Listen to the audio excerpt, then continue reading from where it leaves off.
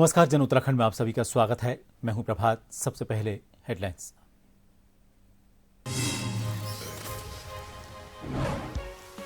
CM Dhami की दिल्ली में केंद्रीय मंत्रियों से मुलाकात। मनसुख मांडविया और मनोहर लाल खट्टर ने उनसे हुई शिष्टाचार भेंट। राज्य में खेलों के विकास और कई महत्वपूर्ण विषयों पर की चर्चा।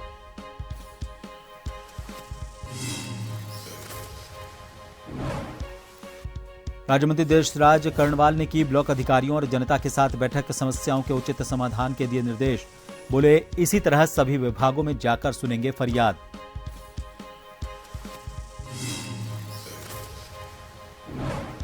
कांग्रेस नेता हरक सिंह रावत के आरोपों पर भाजपा का पलटवार। कहा बेबुनियाद आरोप लगाकर भ्रम फैलाने का कर रहे हैं काम। खनन पर पूरी तरह पारदर्शी नीति से हो रहा है काम।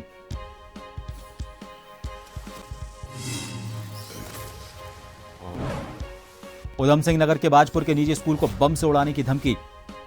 स्कूल और पुलिस प्रशासन में मचा हड़कंप। डॉग स्क्वाड टीम ने की चप्पे चप्पे में छानबीन। नहीं मिली कोई संदिग्ध वस्तु।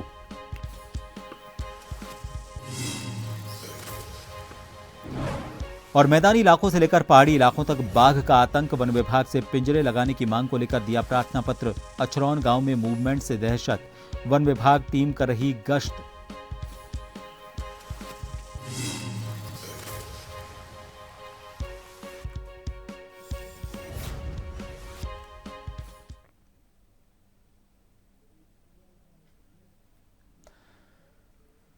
मुख्यमंत्री पुष्कर सिंह धामी ने नई दिल्ली में केंद्रीय युवा कार्यक्रम एवं खेल मंत्री डॉक्टर मनसुख मांडविया से भेंट कर राज्य में खेलों के व्यापक विकास, उच्च स्तरीय खेल अवस्थापना के निर्माण और खिलाड़ियों को विश्व स्तरीय प्रशिक्षण और सुविधाएं उपलब्ध कराने के उद्देश्य से कई महत्वपूर्ण प्रस्तावों पर चर्चा की और केंद्र सरकार से सहयोग का अनुरोध किया। मुख्यमंत्री ने 38वें राष्ट्रीय खेलों के सफल आयोजन में केंद्र सरकार से प्राप्त सहयोग के लिए प्रदेशवासियों की ओर से हार्दिक आभार जताया। उन्होंने कहा कि इस खेल महाकुंभ ने उत्तराखंड को एक नई पहचान दिलाई है। इस आयोजन के माध्यम से उत्तराखंड के खुद के अस्तित्व की बात करें तो उसने खुद को एक खेल भूमि के रूप में प्रस्तुत करने की दिशा में महत्वपूर्ण कदम उठाया है।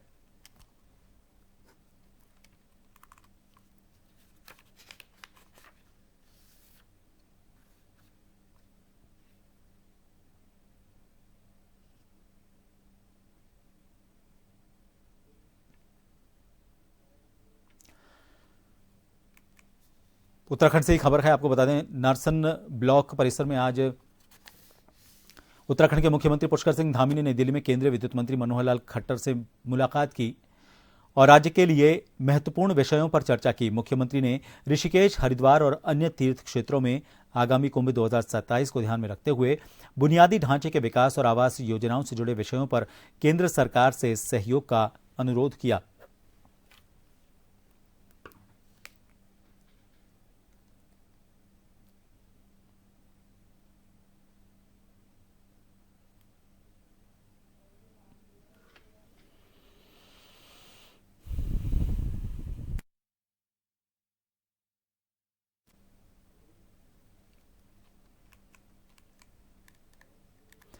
नारसन ब्लॉक परिसर में आज राज्य मंत्री देशराज कर्णवाल ने ब्लॉक प्रमुख प्रतिनिधि सही ब्लॉक के अधिकारियों और आम जनता के साथ मिलकर एक बैठक की। सभी मामलों को लेकर उचित समाधान करने की बात कही। मंत्री ने कहा कि जब तक वो हैं तब तक इसी तरह सभी विभागों में जाकर वहां की समस्याओं को जानकर उनका समाधान करने की कोशिश करते रहेंगे।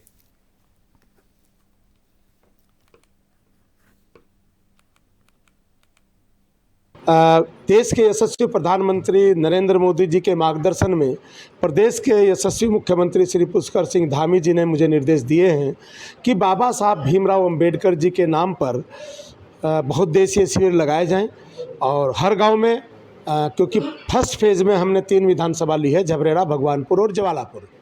क्योंकि ये रिजर्व विधानसभा है, इसमें अनुसूचित समाज की संख्या ज़्यादा है और समाज कल्याण की जितनी भी योजनाएं हैं ज़्यादातर वो अनुसूचित समाज से संबंधित है। तो फर्स्ट फेज में ली है। उसके बाद पूरे ज़िले में जो एससीपी के गांव हैं सब में हम बहुउद्देशीय शिविर लगाएंगे और बाबा साहब भीमराव अंबेडकर और पंडित दीनदयाल उपाध्याय जी का जो सपना है कि अंतिम छोर पर बैठे हुए व्यक्ति तक सरकार का लाभ जाए, तो हम हर गांव में लगा करके हर गरीब के घर घर तक सरकार को पहुंचाएंगे। हमारे ब्लॉक के द्वारा जो ब्लॉक प्रमुख हैं उसके माध्यम से जो विकास कार्य हैं वो त्वरित गति से चल रहे हैं और आगे भी भविष्य में ऐसे ही चलते रहेंगे। जो समस्याएं समाज में हमेशा रहती हैं, सब समस्याओं का निदान, जितनी भी समस्या हमारे सामने आती है, आज मंत्री जी के सामने जो समस्या रखी गई, उनका समाधान अगर ब्लॉक के स्तर की जो समस्या है उनका समाधान अधिकारियों द्वारा किया जाएगा, और जो समस्याएं ऐसी हैं कि उनका हमारे स्तर से, ब्लॉक के स्तर से ऊपर की हैं, तो जिले पर भेज दी जाए, लेकिन सब समस्याओं का समाधान होगा। कांग्रेस नेता हरक सिंह रावत के खनन को लेकर लगाए गए आरोपों पर भाजपा ने कड़ा पलटवार करते हुए कहा है। भाजपा प्रदेश प्रवक्ता हनी पाठक ने कहा कि हरक सिंह रावत बेबुनियाद आरोप लगाकर केवल भ्रम फैलाने का काम कर रहे हैं। उन्होंने कहा कि प्रदेश सरकार खनन पर पूरी तरह पारदर्शी नीति के तहत काम कर रही है और अवैध गतिविधियों पर सख्त कार्रवाई की जा रही है। हनी पाठक ने पलटवार करते हुए कहा कि कांग्रेस के शासनकाल में ही खनन माफिया सबसे ज्यादा सक्रिय थे और अब जब पारदर्शिता लाई गई है तो विपक्ष बौखलाहट में आरोप प्रत्यारोप लगा रहा है। उन्होंने हरक से सवाल पूछा कि आखिर क्यों हरक सिंह रावत भ्रष्टाचार में लिप्त रहे।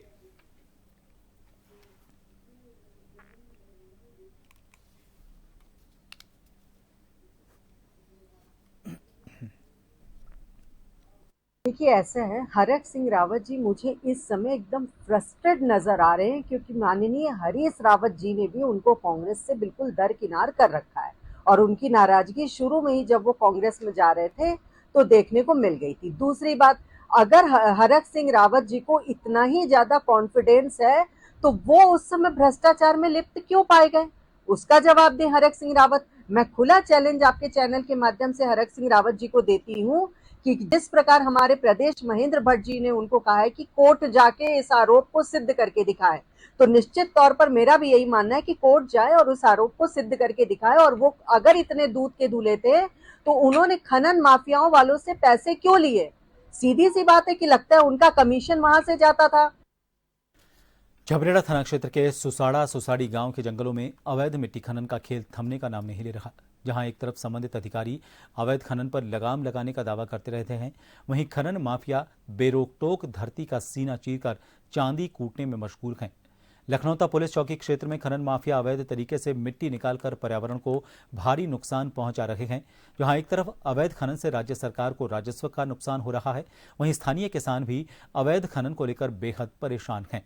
खनन माफिया की ये मनमानी कोई नई बात नहीं है। स्थानीय लोगों और सामाजिक कार्यकर्ताओं द्वारा बार बार शिकायतें दर्ज करवाने और वीडियो सामने लाने के बावजूद प्रशासन की ओर से कोई ठोस कार्रवाई नहीं हो रही है। यही वजह है कि माफिया के हौसले बुलंद हैं और वो दिन रात अवैध खनन में जुटे हुए हैं। इस अवैध कारोबार से न केवल पर्यावरण को नुकसान पहुंच रहा है, बल्कि उपजाऊ जमीन भी बंजर हो रही है। मिट्टी खनन से सड़कों को भी क्षति पहुंच रही है और आसपास के इलाकों में धूल के गुबार से लोगों का जीना मुहाल हो रहा है। ज्वाइंट मजिस्ट्रेट दीपक रामचंद्र सेठ ने कहा कि खनन माफिया पर कानूनी कार्रवाई अमल में लाई जाएगी।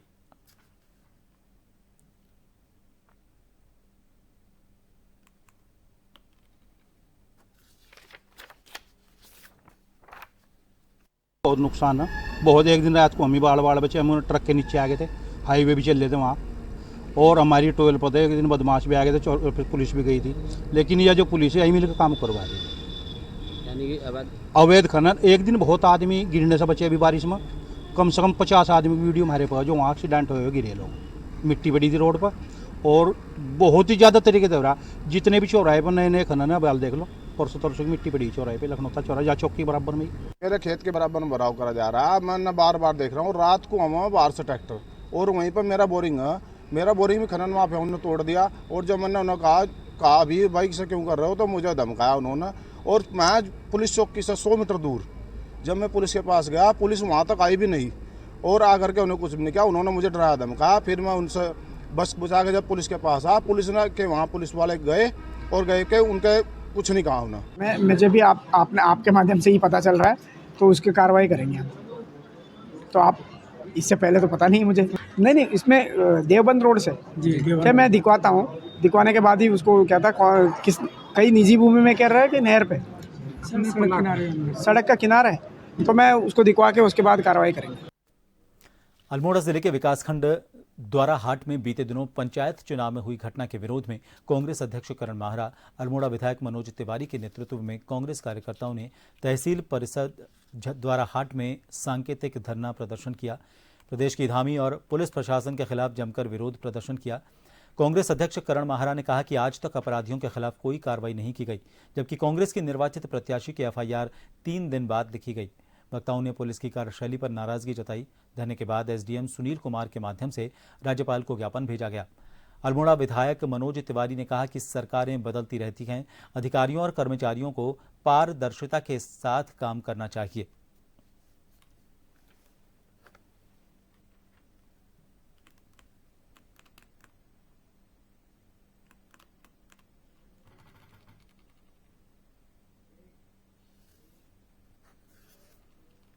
एक ब्रेक के लिए रुकेंगे, आप बने रहिए जन टीवी पर।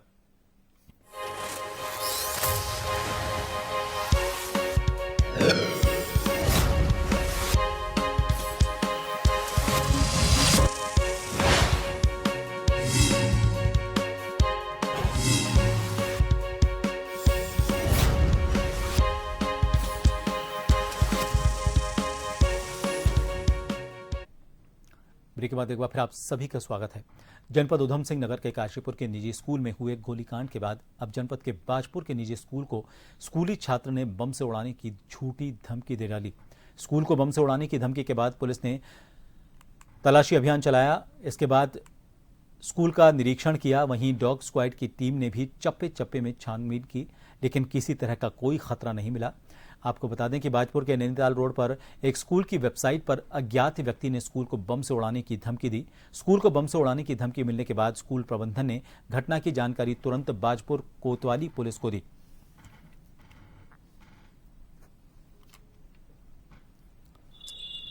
इसमें क्या है कि रात हमारे को कोई 10 साढ़े 10 के बीच में एक ईमेल आया था स्कूल ईमेल आईडी पे कि बॉम्ब से स्कूल को उड़ाएंगे और इस हफ्ते में हम ये ऐसा ऐसा कांड करेंगे।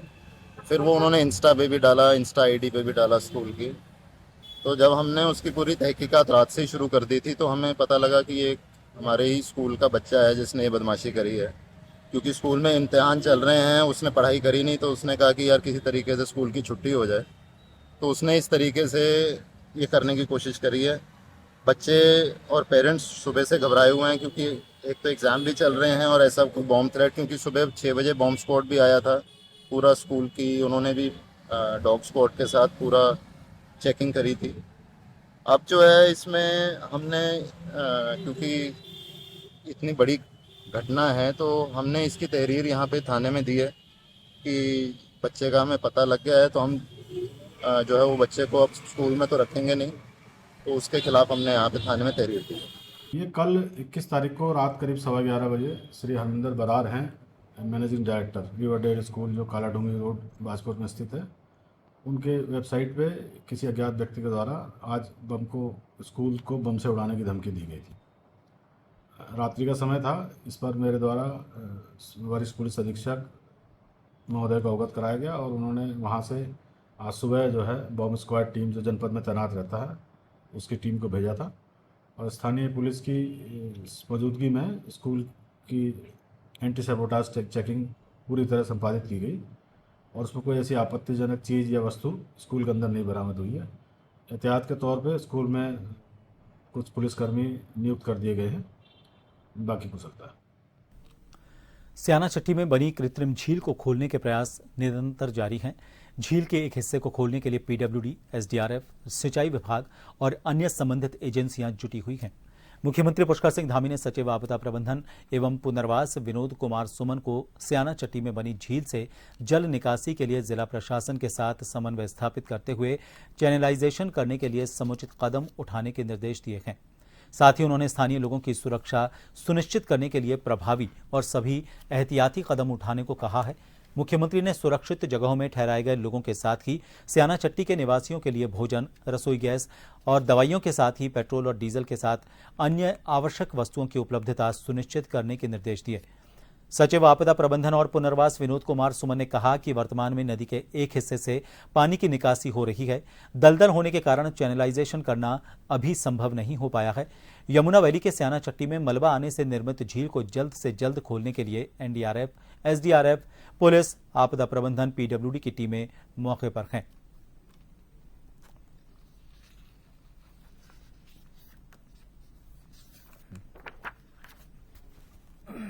स्याना चट्टी में हमारे सारी टीमें आ चुकी हैं और मोटर बोट भी हमने रखी है जो यहाँ पे अस्थाई लेक बनी हुई है। इसमें जो पीछे मेरे घट गार्ड दिख रहा है, ये घट गार्ड में बार बार स्लाइड होने की वजह से जैसा आप देख पा रहे हैं तो वो रिवर को ब्लॉक कर रहा है। इसी की वजह से इसमें अस्थाई झील बन गई है। इसको हम काफ़ी समय से हम मशीनों से खुलवा रहे थे, लेकिन कल शाम ज़्यादा आने की वजह से ये दिक्कत पैदा हुई।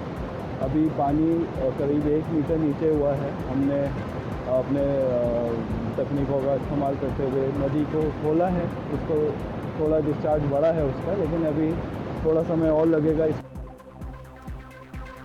बद्रीश संयुक्त संघर्ष समिति के बैनर तले चल रहे भू बैकुंठ नगरी बद्रीनाथ धाम में आज 20वें दिन भी धरना प्रदर्शन जारी रहा।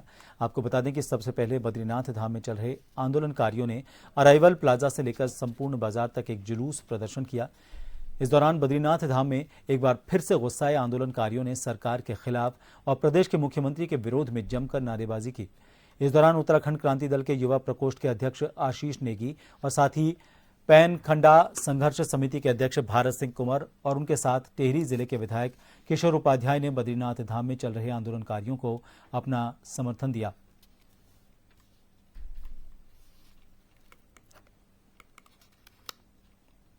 हमारा धरना प्रदर्शन और हमारी मांगे चल रही है।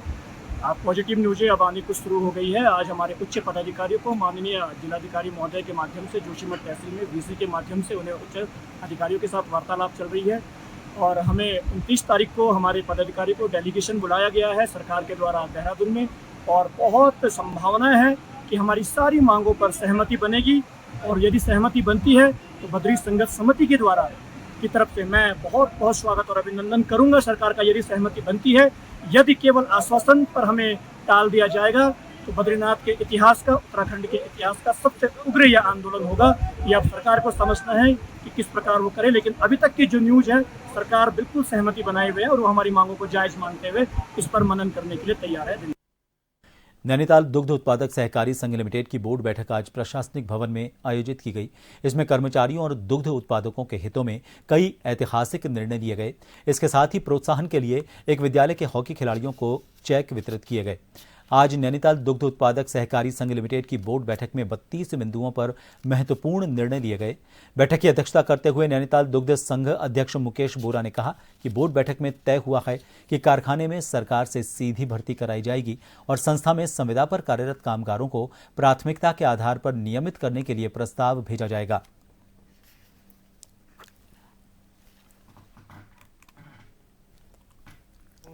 विदित है कि पूर्व में हमारी प्रोत्साहन राशि और साइलेज अनुदान इत्यादि रुका था, लेकिन कल अनुपूरक बजट में हमें 10 करोड़ रुपए साइलेज के लिए और 11 करोड़ रुपए प्रोत्साहन राशि माननीय दुग्ध विकास मंत्री श्रीमान सौरभ बहुगुणा जी के प्रयास से और श्रीमान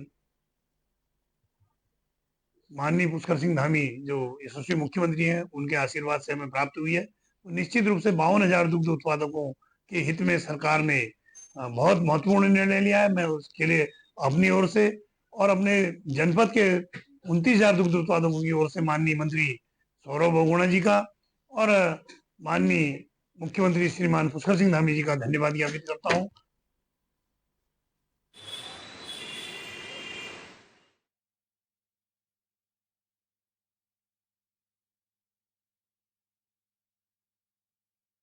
बड़ी खबर जयपुर से आ रही है। सोलर पार्क के लिए जमीन के आवंटन को मंजूरी दी गई है। अक्षय ऊर्जा को लेकर राज्य सरकार का यह बड़ा फैसला कहा जा सकता है। आपको बता दें कि मुख्यमंत्री भजनलाल शर्मा ने जैसलमेर और बीकानेर में सोलर पार्क के लिए भूमि आवंटन को मंजूरी दे दी है। इस वक्त की बड़ी खबर, सीमावर्ती इलाकों में सड़क निर्माण को भी भूमि आवंटन की स्वीकृति दी गई है। तो अक्षय ऊर्जा और सड़क निर्माण दो इंफ्रास्ट्रक्चर के बड़े अंग जिनके लिए जमीन आवंटन को मंजूरी मुख्यमंत्री भजनलाल शर्मा की तरफ से दी गई है।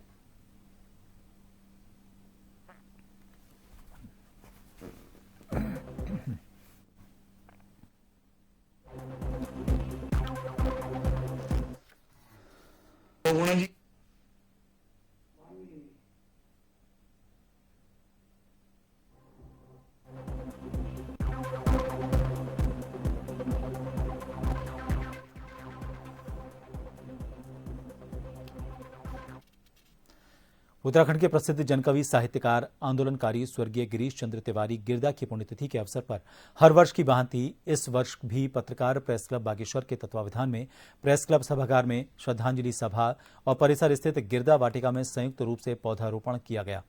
सबसे पहले सभी मंचासीन लोगों द्वारा संयुक्त रूप से स्वर्गीय गिरदा के चित्र के आगे दीप प्रज्वलित कर पुष्प अर्पित किए गए और श्रद्धांजलि अर्पित की गई।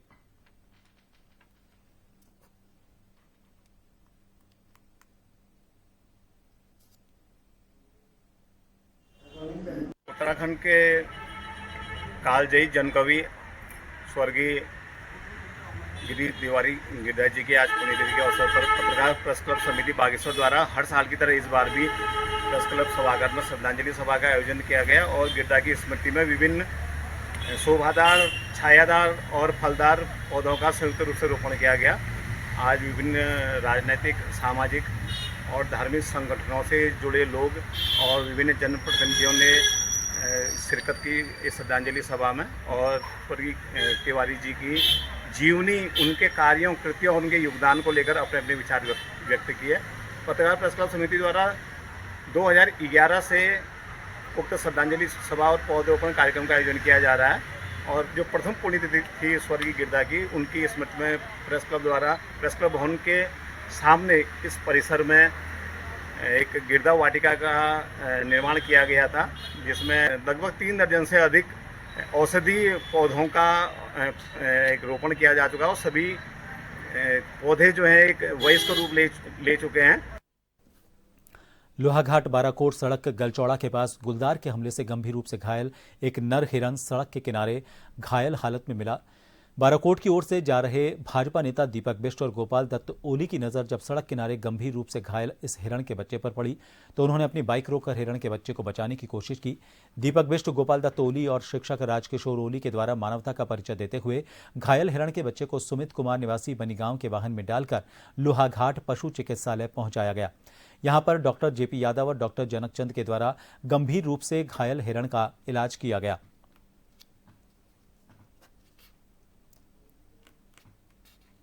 ब्लॉक से आ रहे थे तो हम आए तो ये स्कूल वाले बच्चे 2-3 खड़े थे। हमने देखा कि ये रोड के किनारे ऊपर से ये जानवर पहले से घायल था, जो घायल अवस्था में सड़क के किनारे नाली में गिरा हुआ था। फिर ये स्कूल से ये सर लोग आए, इनसे हमने पानी वानी पिलाया तो थोड़ा उसमें जान आ गई। तो उसके बाद ये आप आ गए, उसके बाद ये हम पशु चिकित्सालय ले जा रहे हैं। ये है कि किसी लेपर्ड ने इसको मार रखा है, उसकी वजह से इसके गले में भी चोट है और उसके बैक में भी चोट है। उम्मीद और उसके लेफ्ट साइड के फीमर की डिस्टेंट का भी फ्रैक्चर है। उम्मीद है कि कम से कम हफ्ते 10 दिन के अंदर ये करीब ठीक हो सकता है। इसमें एंटीबायोटिक और दवाएं हमने दे दी हैं और हफ्ते भर तक उसको एंटीबायोटिक वगैरह चलेगी, उसको हफ्ते भर के अंदर ठीक हो सकता है। फिलहाल के लिए इस बुलेटिन में इतना ही। दीजिए इजाजत। नमस्कार।